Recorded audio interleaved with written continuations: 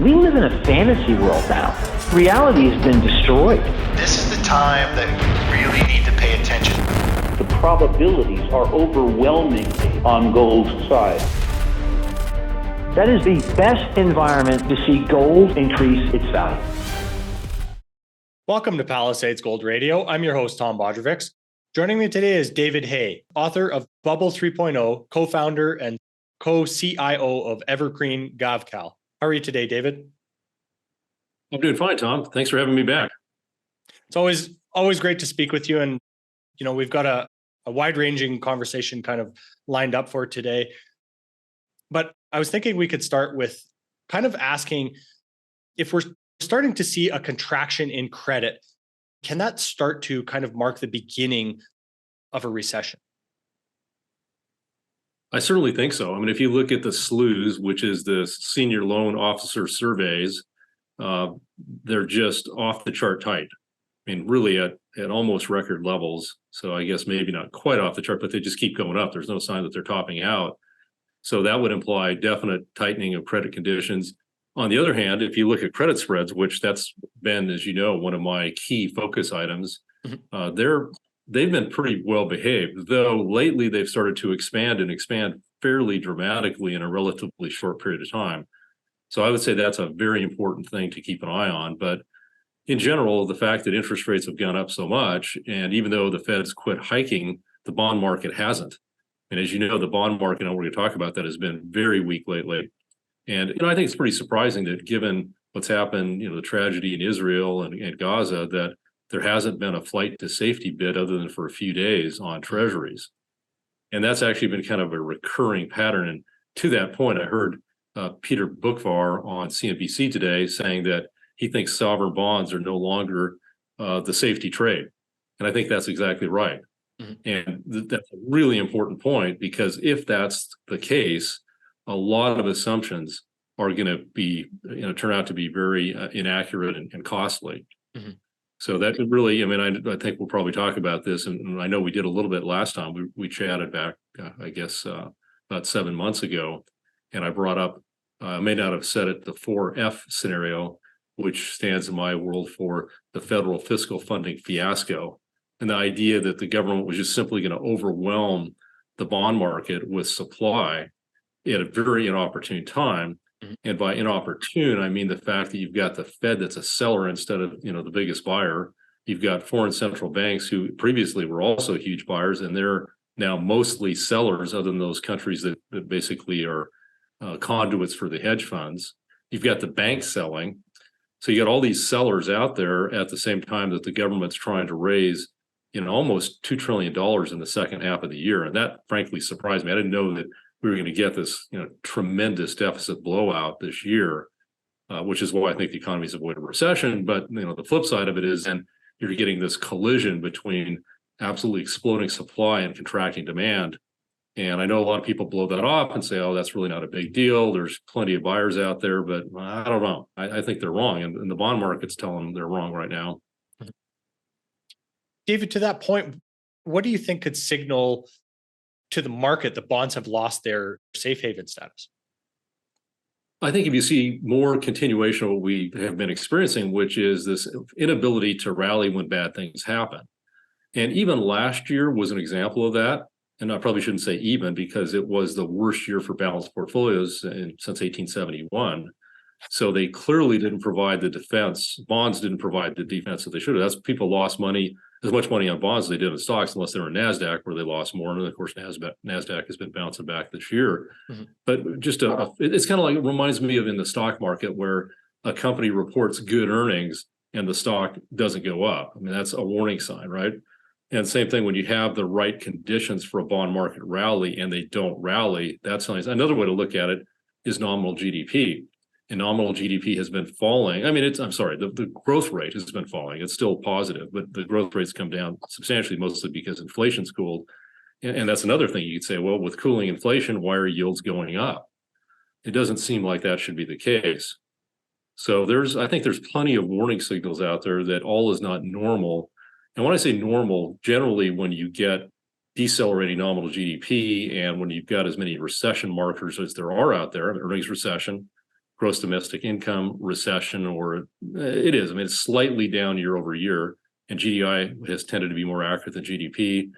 You've got a government tax revenue recession. You've got an industrial recession. So you get a lot of, even though people say, the economy's in great shape, I don't believe that. I think a lot of it's just relying on lagging government statistics. And you certainly, when you listen to what companies are saying, I mean, even like the CEO of Citigroup, recently was quite bearish in her outlook on consumers. But anyway, it's just, there's a lot of things that you would think would be leading to a bond market rally that are not. And I think that's really a problem for portfolio managers. Can we talk a little bit about, let's say, the appetite for treasuries right now? Are investors still buying them despite, being on the cusp of producing a negative return for an unprecedented 3 years in a row here? Like, are people still buying them just for the nominal return? Well, I think it's a tale of two markets, just like there's a tale of so many, two consumers. Consumers are helped by the higher rates. Consumers are hurt by the higher rates. Companies that are helped and companies that are hurt. So it's, there's quite a divergence, and it's probably unfair to paint everything with the same brush.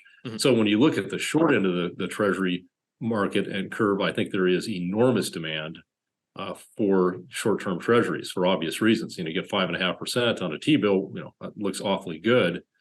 But you get further out on the curve, and that's where the trouble is. But what's interesting, and this is maybe a little bit contradictory to just what I said, is that the flows into the TLT, which are the long-term treasuries, have been huge. Option buying on the TLT have been huge. So you've definitely got, and I think that's the more aggressive investor cohort. I think the more risk-averse kind of traditional retail investor is much more comfortable with shorter maturities.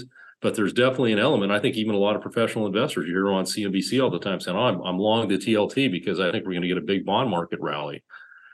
But aside from those folks, there aren't a lot of buyers. I mean, there's some people that think one of the reasons why this basis trade is so popular, and the governments or the Fed and other SEC are letting it continue, is because the government desperately needs those buyers. So the basis trade is where, and this is, I think, important in terms of a head fake, because I hear a lot of folks, I'm not going to name their names, but people I respect, to say, there's going to be a bond market rally because look at that huge short position on the 10-year Treasury futures contract, which is true. There is a mammoth short position on the 10-year Treasury contract right now. However, that is because that's the basis trade. So what the hedge funds are doing, and they're doing it with as much as 100-to-1 leverage, is they're shorting futures because they're at a little bit higher price than the physical, and I mean really a minute amount. The spread is very tight, which is why they leverage it up so much, is to capture that differential. So that short position is very misleading. If you look at the actual cash markets, the traditional buyers of long treasuries have got about as extended a duration as they've ever had. So I think you could argue that they're, those folks are, way out over their skis. And it's frankly, and that's why I think when you look at the countries that are big buyers of treasuries, it's countries like Cayman Islands or Luxembourg or the UK, which are the traditional hedge fund conduits. Whereas you look at the more traditional big buyers of offshore buyers of treasuries like China, Japan, they're selling. So it's there's a lot, just like so many things out there right now. There's a lot of confusing cross currents and conflicting data, and so it's certainly, and I know we talked about this last time, it's certainly a really tough time to come out and say, hey, this is what's going to happen. And we're going through a situation we've just never seen before. Yeah, I think in so many ways.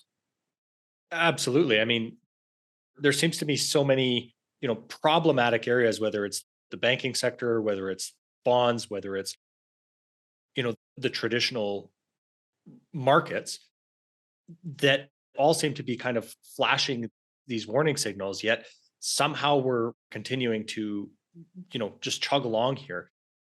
But speaking about the traditional markets, let's say S&P, NASDAQ, despite all of these negative economic indicators, an obvious slowing economy, are many investors still fully invested at this time? I think so. I think if you look at Michael Hartnett's work from B of A, Merrill, so they survey the Merrill client base, which I think is big enough to be representative. And it's like he says, it's like everybody's bearish, but nobody's sold. Yeah. And you got people with almost record high levels of allocations to stocks. Yeah, now that's actually this chart that you've got up there right now. That relates to what I was saying earlier, is about the the exposure to long duration bonds. Mm-hmm. Oh, that's the wrong. Sorry, that's the wrong one. But that is a good one to look at. That kind of proves the point that I was making earlier. Mm-hmm. Yeah. So, what do you think we can attribute that, let's say, investor behavior to right now? Is this environment where the Fed says that the Fed put is over, yet as we've seen during the banking crisis, is willing to kind of step in at any sign of stress here? Which they really haven't done. I mean, you could say because when the banks failed, the three big banks failed in the spring, then they did that bank term funding program, which was kind of a stealth QE, and it definitely stabilized things and was a form of liquidity injection, but they've since rolled that back. Mm-hmm. So QT, quantitative tightening, is continuing. And I've smiled when you said that about the Fed and the Fed put, because we heard so often during the long bull market after the global financial crisis that don't fight the Fed. And the Fed was, for most of that time, very, very easy, other than 2018, when we really did get kind of a mini bear market, and that did cause Jay Powell to blink and go from tightening to easing almost overnight. That didn't happen last year. I mean, that was a brutal year, and yet he kept raising rates, and he's continued to raise rates. And then the market has decided, well, everything's still okay. Therefore, you can fight the Fed. You don't need a Fed put. We don't need those training wheels anymore. And so I think that's kind of the new zeitgeist, and whether that's right or not, or whether that can continue, that's really going to be the multi-trillion-dollar question. I don't think it can. I think at some point, this tremendous increase in interest rates and the double tightening. So it's not just all the rate increases, it's the fact that the Fed is also shrinking its balance sheet. Mm-hmm. And there is obviously a synergistic effect, because as the Fed sells, then with all this Treasury issuance, then the longer term interest rates go up, which puts even more downward pressure on the economy. And I mean, two of the most important parts of the economy are housing and autos, and the affordability for both is terrible right now. And I just think at some point that's going to have an impact. Mm-hmm. Well, of course, we've always spoken about the long and varied lags that, monetary and fiscal policy acts upon the economy with. Do you think that really starts to take shape or affect the real economy when these companies have to keep coming back and, refinancing the debt that was so easy to get for them over this period? Right. Well, again, I think it's a tale of two, because there's a lot of companies that very intelligently termed out their debt when rates were low, unlike mm-hmm. the federal government, which stupidly missed that window. So you've got something like half of the federal debt that's going to roll over the next couple of years has to be refinanced. Most companies didn't do that, but where you do have a problem is that a lot of these junk bonds that were issued, say in 2020 to 21, when the rates went really low, they're going to start coming due. So that's one issue, but that's still probably a 2024-25 event. What's a current event is all the floating rate debt, which is in the trillions, and especially if you include commercial real estate. So those folks are getting an immediate hit, and a hit that's intensifying every single month that goes by when there's another reset. So if you look in the private credit market, the yields on that type of debt, that floating rate debt, are now in the low teens. And a number of those companies were barely profitable when they were paying 4 or 5%. And now that they're paying 10, 11, 12, they're losing money. And you are starting to see a spike in bankruptcies. So to me, that would indicate that these higher interest rates are starting to take their toll. And the next shoe to drop will be the layoffs that come because those companies failed, and obviously workers get let go. And you are seeing, I think, quite a bit of fraying around the edges of the jobs market, even though the official data still makes it look like it's very healthy. Mm-hmm. Yeah, that's something I've spoken with Danielle DiMartino Booth about, is the idea that the loss of these white collar, career type jobs have given way to, let's say, 2 or 3 part-time jobs, but they don't have the same net effect on the economy because of the loss of benefits and, let's say, the loss of overall income level, right? Sure. And you raise a good point with the hat tip to Danielle, my good friend, that if you look at even according to the official statistics, what you're seeing is increasing part-time jobs and decreasing full-time jobs, which I don't think is a great sign, and partially for the reason you just mentioned. Mm-hmm. So I just think the jobs market, we all know it's the classic lagging economic indicator, but there are a number of leading indicators on the jobs market and, pretty much across the board that are headed in a southerly direction. So David, is there anything else in that data, let's say in the economic data that has, let's say, necessarily surprised you or that you're paying attention to right now? Well, I have been surprised by how strong the nominal GDP has stayed. And again, I'm getting back to why I think that there's several causes, but I think the leading one is this tremendous deficit spend. And I hardly hear anybody say, look, what if you back out the deficit, which is 7-8% of GDP? What's the real economy, the private economy, X that? And the answer is not much. I mean, it might even be slightly negative. And yet I know, that's real money and it's in the system. And I think it's had, it's clearly been supporting economic activity as well as kind of the residual of the, stimulus savings, but that savings is getting run down. I see all kinds of conflicting stuff as, there's still a lot out there. No, it's already exhausted. I don't know. That's a tough one to answer, but it's the old lies, damn lies, and statistics. Mm-hmm. But regardless, I think it's just a matter of time before that fiscal stim kind of hits the wall. I just don't see how the federal government's going to be able to, run $2 trillion a year deficits. And of course, this is happening with unemployment under 4%. It's completely unprecedented. I think it's totally reckless. And it's probably, if you listen to Ed Yardeni, who's about as optimistic a person as I ever have come across, even he is saying, look, there's just way too much debt and the bond vigilantes are back. And I believe he coined the term back in the 80s about the bond vigilantes. And that's so, what's going to put a brake on government spending that's out of control, obviously out of control? I think it's going to be that. Basically, the bond market riot. We're getting one. But technically, if the government wants to buy all that debt, can they not keep that going? Well, they're doing the opposite right now. So you've got to go from QT to QE. Mm-hmm. That's a big leap. I think what's going to happen first would be a taper of QT. I don't think they'll turn it off completely. Mm-hmm. I think a taper would probably trigger a stock market rally, maybe not a bond market rally. Mm-hmm. But I do think, and I've said this to a lot of folks, and I've written on this, I believe that Jay Powell will resign before he restarts the Fed's magical money machine, before QE happens again. It's not going to happen on his watch, in my opinion. I think he has, and that's why he was so tough last year instead of being the, folding like cheap lawn furniture as he did in 2018. Mm-hmm. He's trying to be Paul Volcker.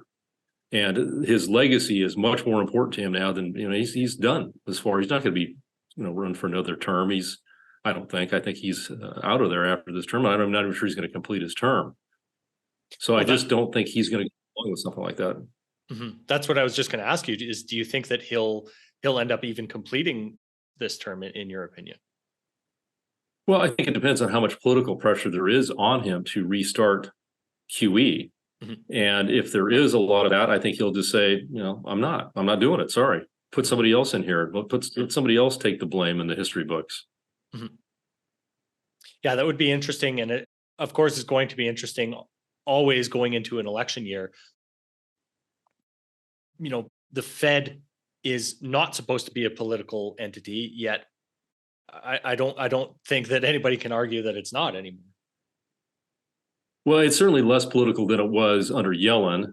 Mm-hmm. And under the original Jay Powell. He really is trying to become apolitical and independent, and he's doing a pretty good job of it. But when times really get tough, and if there's failed Treasury auctions, for example, there's just not enough buyers to keep those longer term Treasury rates from going to 6 to 7%.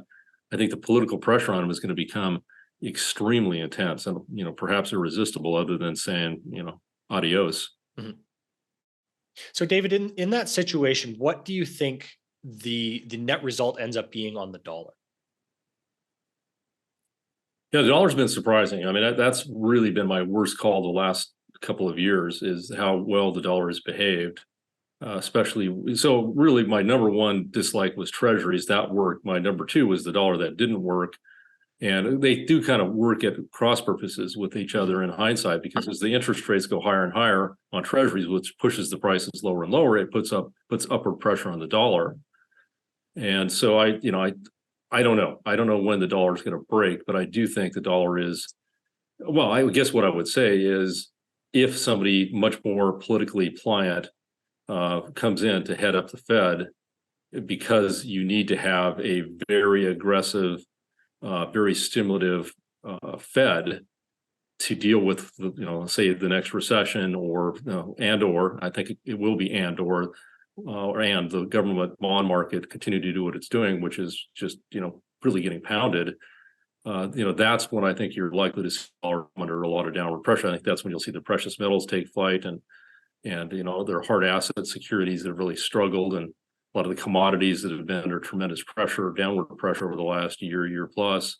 Mm-hmm. So it's going to take a policy change.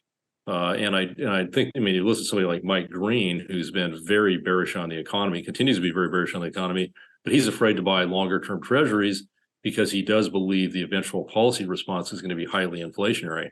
Mm-hmm. And at this point, I'm in that camp. So, in that vein, do you think that the gold price has, let's say, kept up with the expected gold price as based upon the model of, let's say, 10-year tips and the dollar combined? You sent me a chart kind of showing that. So if you could walk us through that chart a little bit. Well, I think the basic point is that gold has been suppressed by the rise in real rates. And that's really what the tips is getting at, is that, that's really the real rate. This is courtesy of Kevin Muir from the Macro Tourist, one of my favorite commentators, strategists. So, based on that, you could say gold has held up, especially after this recent rally, surprisingly well. Mm-hmm. But it's a tough environment to get that, really lift off that a lot of the gold bulls are, the few that are still left out there are hoping for. That's why I think it's going to take a major change in Fed policy to really get that powerful bull market to happen. Mm-hmm. So basically, rising real rates is not gold friendly. Of course. And do you think, David, that gold is actually kind of decoupling from that correlation to the tips and the dollar? It could be. It could be. I think you make the argument it's actually held in there pretty well given what's happened. A lot of other currencies, it's done extremely well.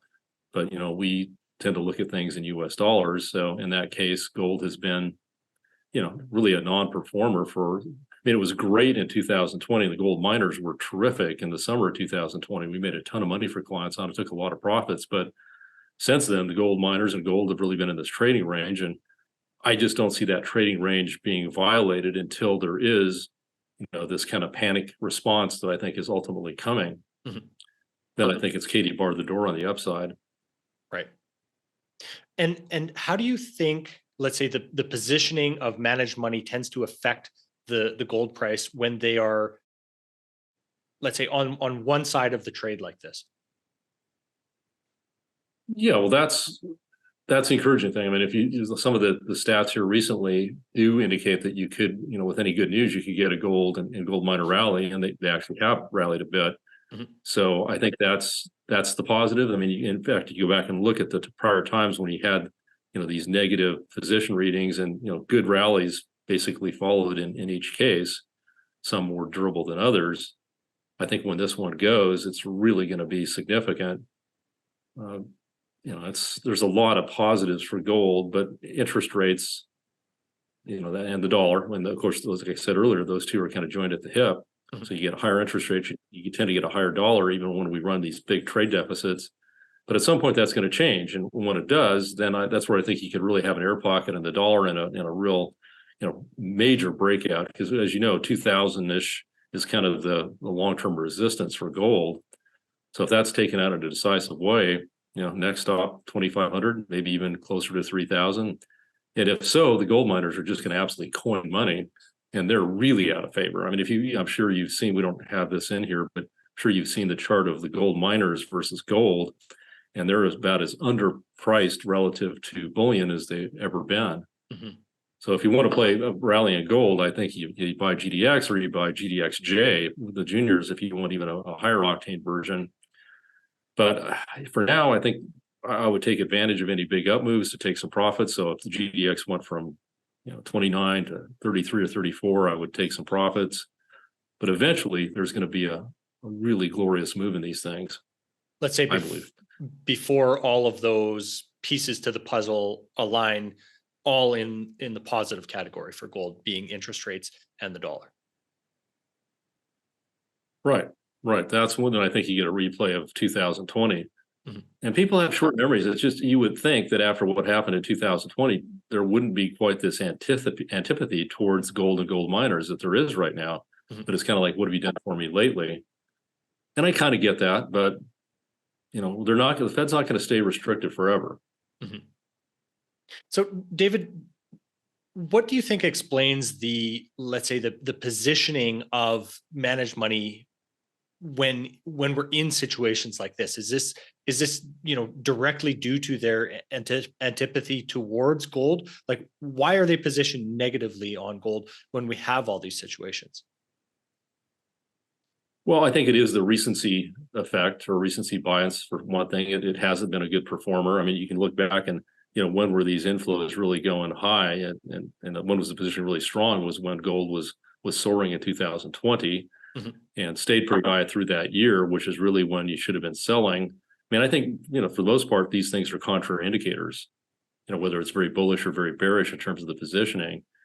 But it's also just this reality that gold is fighting a pretty strong headwind right now, and there's investors aren't always that great. I mean, they talk a good game about thinking long term, but I find very few people actually do that.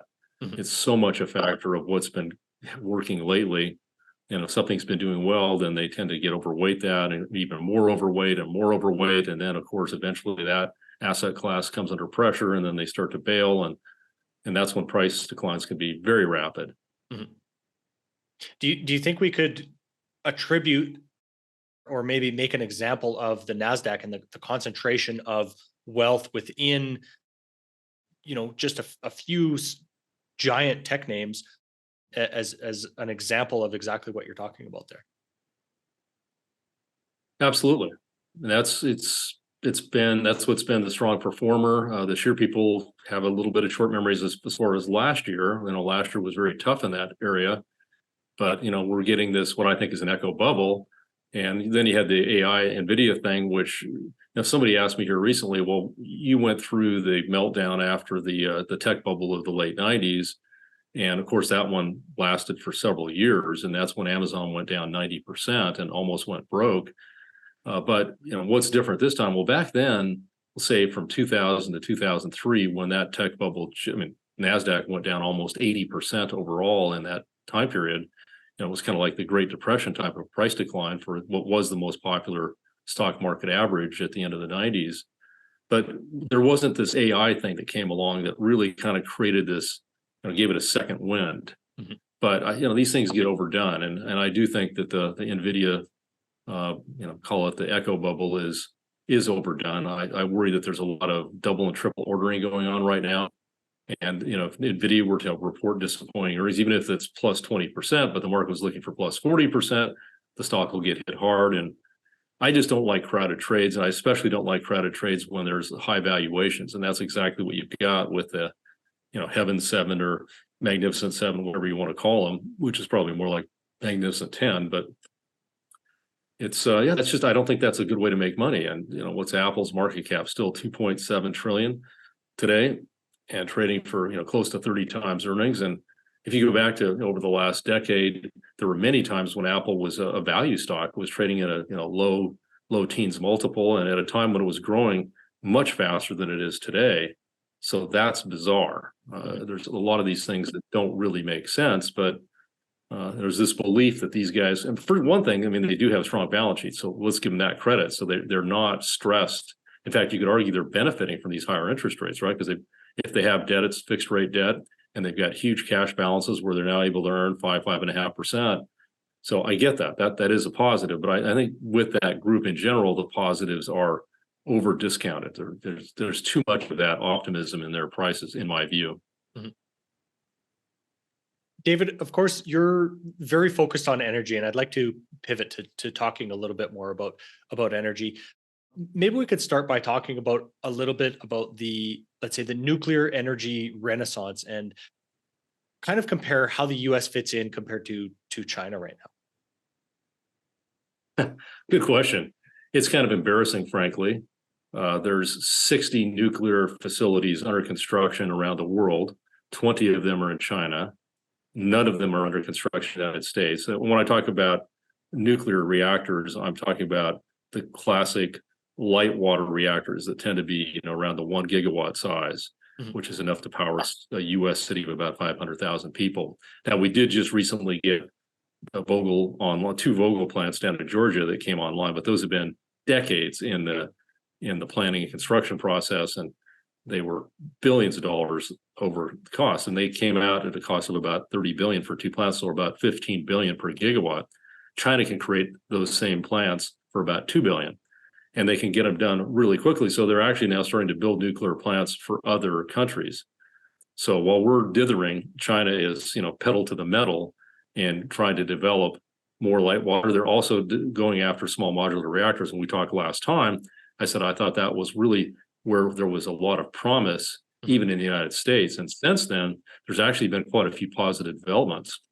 And as we're talking about this off the air, but I'm pleased that the Sprott Uranium Trust, which I brought up last time, is up 50% in price from when you and I talked about it. But you've got Sam Altman from ChatGPT. He's got his own SMR. Bill Gates has got, I think, all these billionaires, they want to have their own SMR project. Personally, I think molten salt, which none of those are, is a preferred technology. It was proven back in the 60s. And as you know, I've got some friends that are developing, and they're getting really close to actually having, cutting metal and getting to first fission.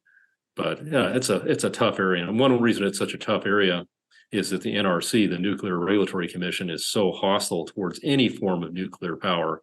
I might have said last time that my corny joke is it should have an A in front of it for Anti-Nuclear Regulatory Commission. Mm-hmm. And so China just laughs at us. I mean, they're just in Russia too. And we've also got a problem with uranium supply, because so much of the uranium comes from either Russia or Kazakhstan, and Russia's the big enricher, processor of uranium. That's a critical part. It's like, you can't just have oil, you got to actually refine it.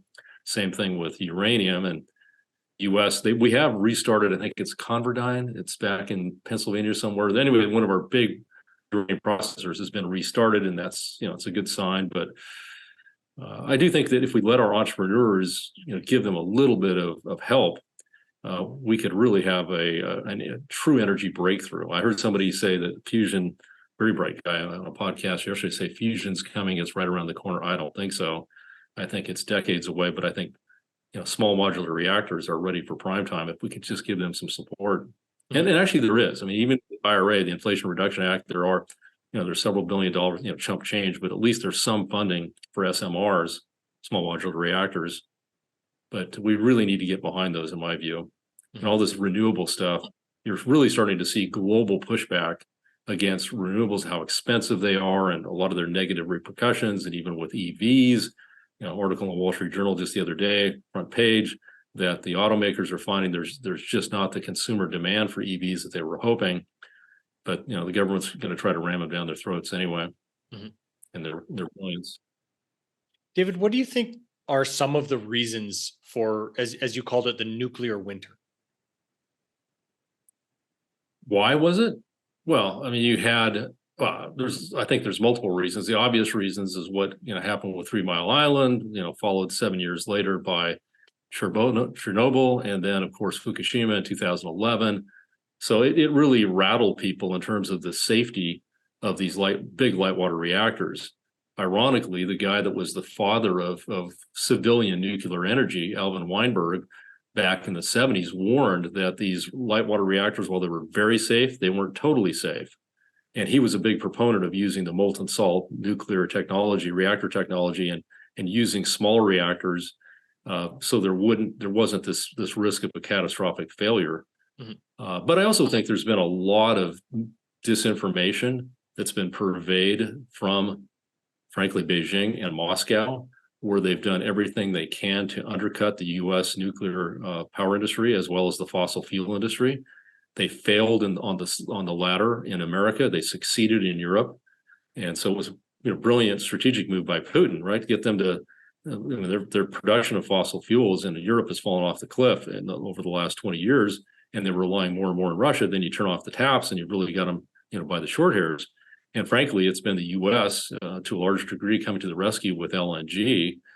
But despite the tremendous anti-fracking lobby in this country, and even the New York Times ran a front page article on this here recently, that this guy's worth about $600 million, but he's got extremely close ties to the Chinese Communist Party, and he's been funding a lot of these anti-nuclear, anti-fossil fuels, all the civil unrest. And I think, frankly, the population in the West has been, the useful idiots of Moscow and Beijing. And I think always more time goes by, there'll be additional information that comes out about this. But for example, the former Secretary General of NATO said there's just no question in his mind, and they've got pretty good intel that Russia was working against the European fossil fuel industry, and guess what? It worked.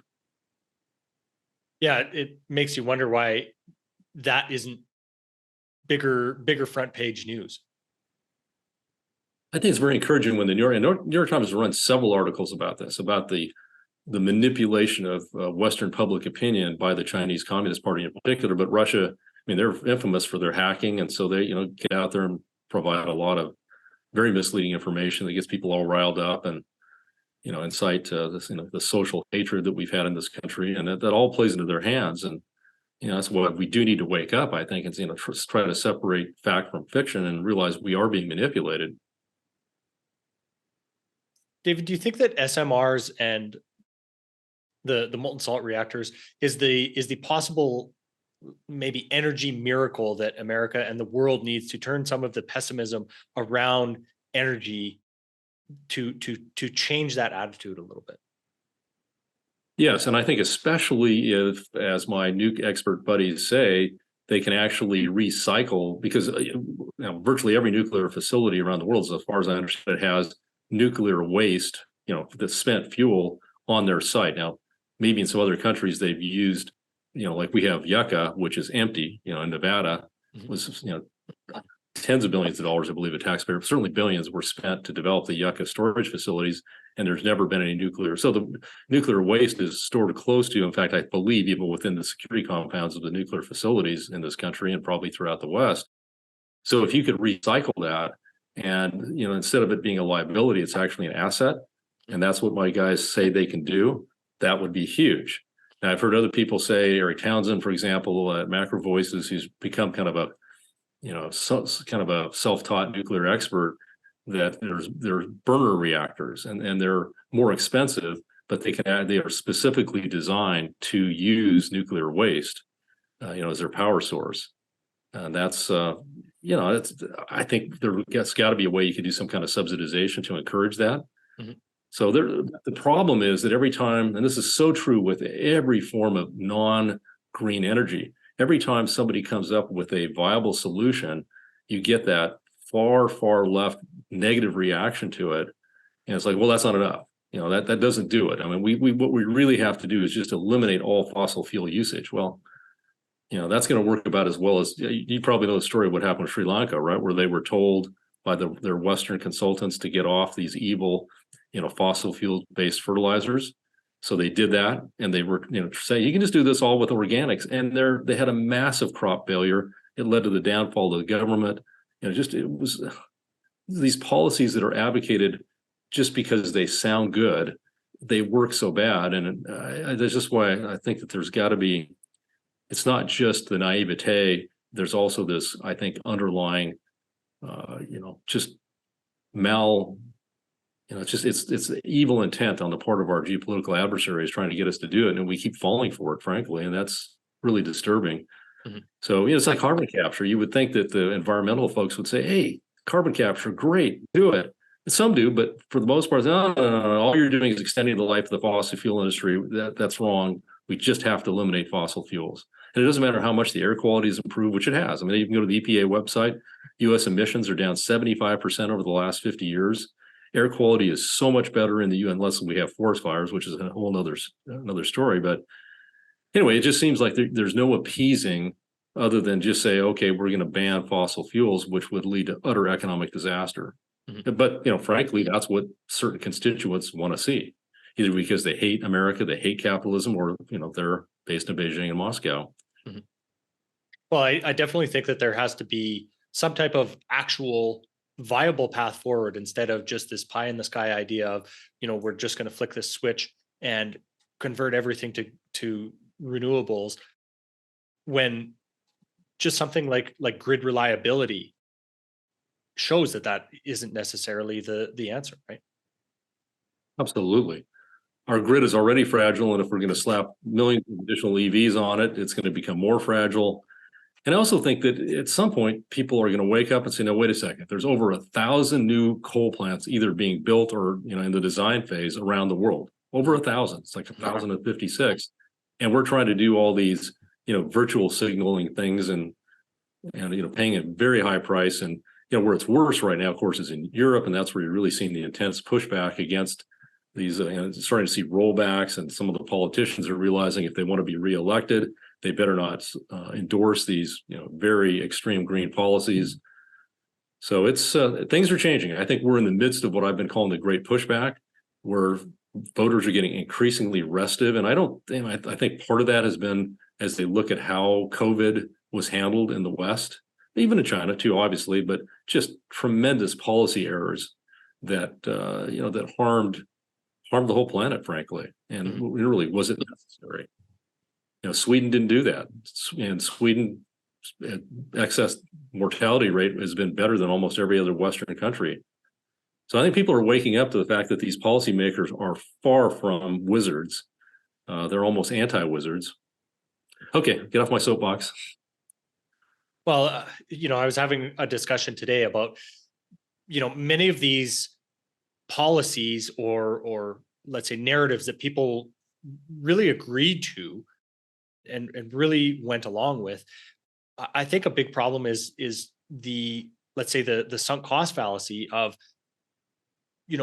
actually understanding the information as it has evolved, and the actual outcomes of a lot of these policies, and being able to face that and say, hey, you know what, maybe we were wrong about that. Maybe we were misled. That's an uncomfortable situation for a lot of people that I don't think that they want to face. They want to just get on with life as being quote unquote normal now.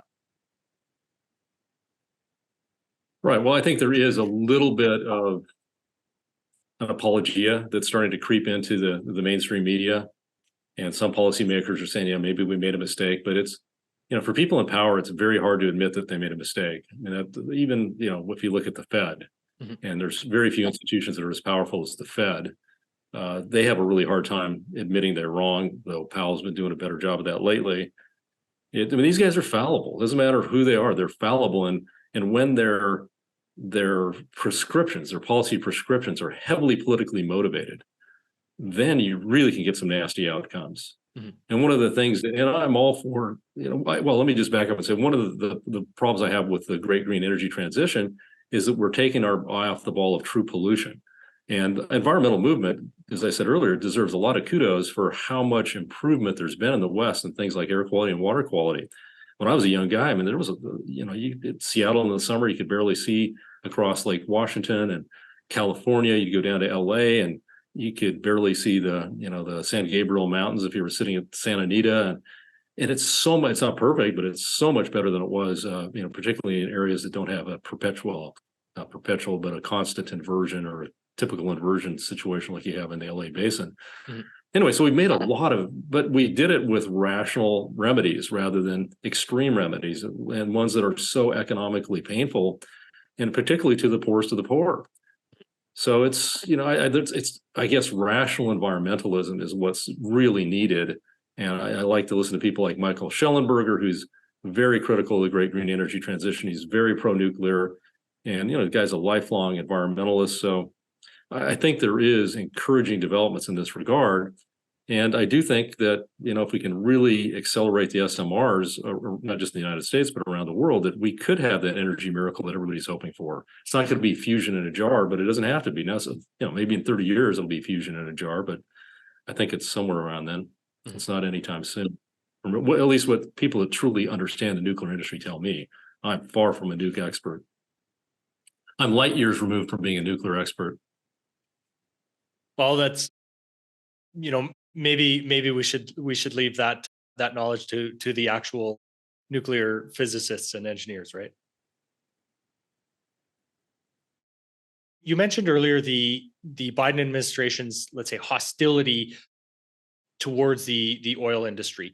Has that really affected the dollar flows going into the oil drilling space? And are companies too reluctant to continue to reinvest in extending productive capacity because of the regulatory conditions of the current administration? Well, it's certainly a factor. I mean, obviously, the Biden administration has had a real problem with this because on one hand, they've been, telling them to, we're going to put you out of business. On the other hand, let's increase production and invest. So it really confuses them. And this is a great chart here, which I don't think gets nearly enough attention. This is from Cornerstone Macro, Mike Rothman, who I think is the finest oil analyst on the street. And actually, this is a chart I asked them for yesterday, and they got it out right away. It was in their daily bulletin this morning. But what this really shows is that, right leading up to COVID, there was a lot of drilling activity. So that's what the that dark line shows, is that you had a lot of drilled and uncompleted wells that really went ballistic during COVID because oil companies basically said, with oil down to nothing, we're just going to freeze our wells. So they drilled them, but they didn't complete them. And the completion process is about 60% of the cost of the well. Mm-hmm. So then you hit the peak, kind of in the late 2020 that you can see on this chart, and then the huge plunge. So, this is the reason this matters, is that you hear so many pundits or quasi pundits out there saying, look, the US oil production has stayed remarkably close to record levels. It's still below record levels, which was in 2019, but it's really close. And yet we don't have the specific rig count on here, but drilling rig counts way down. Mm-hmm. So they're saying this is some kind of miracle. I mean, these guys must really be able to do more with less. What they're missing is so it'd be like if you were a home builder and the home building industry had all these uncompleted homes. They were, say, 40% done when COVID hit. And then once things recovered, they could just go in and complete those homes, way cheaper than a new well or house. So that's what they've done. But now you've drawn these DUCs, again, drilled but uncompleted wells, way, way down. And you can see that they're basically at the lowest point they've been over the last decade. And that's, with production up, a lot. So when you look at it relative to production, it's even a lower number. So you can't keep doing this. It basically was what I'm saying. So this has been masking the problem that's going to soon arise, where you're starting to, in every shale basin in America, production is actually lower than it was in 2019, except the Permian. The Permian, which is the mother lode, I mean, it's the crown jewel of the U.S. energy industry, has continued to increase production, but lately productivity, even in the mighty Permian, has been declining. And I think as this DUC situation really hits home, there's going to be a day when you pick up the paper and you find out, boy, there's really a problem with U.S. shale production. And what a lot of individuals don't realize is that while shale, you almost never get dry holes. So that's the great thing about shale production. But it also has a 40% per year decline rate in the first 2 years. So after 2 years, you're basically, 70% or so of your well has been played out. Mm-hmm. So you have to keep going. And when drilling is way down, as it has been, it's going to be a problem. Mm-hmm. It's one of the reasons I think oil prices are going to tend to trade higher, even in a recession. So I think it's very bullish for oil prices, this particular image, but I think it's not great for inflation, and it's going to complicate the Fed's job. Mm-hmm. Well, that's what I was going to ask, is let's say the downstream effects of this chart. Even though we're more than likely facing a recession here, that drop in demand typically affects the oil price negatively. But if we don't have much production, that can continue to keep that price high, right? And in some ways, really exacerbate that recession as well. Absolutely. I mean, I don't think there's any question that we had oil trading at $140 a barrel in 2008, it made the Great Recession even greater. And I think it was mostly the mortgage crisis that precipitated, but that was a major factor. So yes, that can happen for sure. And it's, you're not getting the supply response with these higher oil prices that you normally get. I mean, the drilling rig count is still falling. And given the pullback in oil prices that's happened lately, I don't see that changing. So it's, I think we're going to see triple digit oil prices here before long. We almost hit that. I mean, actually, Brent did briefly touch or got very, very close to 100 here a couple of weeks ago. But I think even WTI, West Texas Intermediate, which is the main U.S. crude benchmark, that's likely to go over 100 here very soon. Yeah, it's so many complicating factors in this environment again.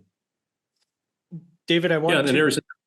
Maybe we talk about natural gas, because natural gas has had a pretty astounding year and a half where it went up enormously, went basically from $2. And I always, to get people to think about, it's like per gallon, although it's actually per million British thermal units. But it went from 2 to 10, then it went from 10 back to 2. That's kind of a major round trip. And now it's in the low 3s on the 12-month strip. And yet in Europe, it's trading for, like 15. So, and the chart of natural gas actually looks terrific. So I think that's, a coiled spring. And since we're on that topic, I did mention a natural gas related stock last time we were on Antaran, equity transfer, ETRN. And that has had a very nice move from when you and I chatted last. It's basically gone from 5.5 to 9.6, plus paid a great yield. I wish I could come up with another name like that. I don't have one, unfortunately. Sorry, Tom, but that was a pretty good one for your folks. I hope somebody bought it. Absolutely. And I appreciate you, showing us these other ideas that aren't necessarily just precious metals, but pieces that are integral to daily life here. Yeah, that's a good point. Is that, and I often say this, that the world can run without gold, less so without silver, right? Because silver's got a lot of industrial applications and solar panels, especially now. But you can't run the world without energy. And it just has, oil and gas have so many applications throughout our entire economy that, they really are essential despite all the ESG hostility toward them. Excellent, David. Well, I want to thank you for a very interesting conversation today. Is there anything you'd like to mention before we wrap up? No, not really. I think we covered most. Well, I will tell you one thing that I think is pretty interesting is if you look at the behavior of the bond market now versus 1987 and the fall of 1987, which of course was the great market crash of that time, which I've been in the business 8 years, so I vividly remember hardly anybody in our business was around at that time. And also the behavior of the utility stocks, which just got crushed leading up to the crash of 87. So bond market was in the tank, utilities were in the tank. There's obviously a relationship because utilities are interest rate sensitive. They're almost bond proxies.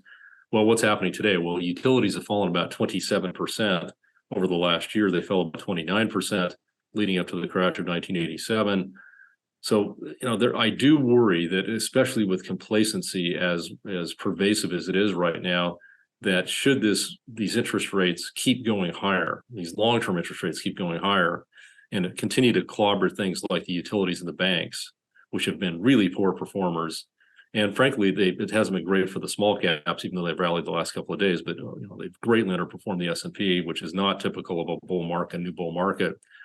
So, I do think there is, whenever you say there's going to be a crash or crashette, you got to say low probability of that. Doesn't matter how many pieces fall into place. But I do think there is an unusual risk of some kind of air pocket here in the near future. So I don't want to be gloom and doom. And from what I tell people is if it happens, you should be in a position to buy. You should have a fair amount of T-bills right now at those 5.5% interest rates. And that's dry powder in case you do get a situation where there's just bargains all around. But I find that most people, when it happens, just like during COVID, most people they went in the fetal position. We went aggressively on the buy side at that point, and that's our intent again. It's going to happen. Now, what's going to happen this month? I don't know, but it's going to happen. Yeah, I think it's been too long without, and there are too many indicators showing that possibility and that eventuality is just around the corner. Like you say, whether that's a week out or months out, I think that correction needs to happen. Yeah, absolutely. Excellent, David. Well, of course, you do the Haymaker Substack, available at haymakersubstack.com. Lots of excellent information there. And of course, on Twitter at haymaker_0, right? Yeah, and I just want to say that we do as you know, a bi-weekly newsletter, which, if you want to make time go faster, they say you can't do that, but write a weekly newsletter and you can. And then if you write a bi-weekly newsletter, you make it go by even faster. Mm-hmm. But it is, we are behind a paywall now, though we put out quite a bit of free content, at the beginning of each of those. So yes, definitely go there, check it out, sign up. It would be even greater if you sign up as a paid subscriber. That would be wonderful. But as I say, there's quite a bit of free content up there regardless. So Absolutely. Thank you for mentioning that. Of course. And thanks for inviting me. Excellent to have you back, David, and look forward to speaking to you again in the future. This podcast is for general informational purposes only. Nothing on this podcast should be taken as investment advice. Guests on this show are not compensated for their appearance. Listeners are urged to educate themselves and make their own decisions. Do not base any investment decisions on the information contained. To view our full disclaimer, please visit our website.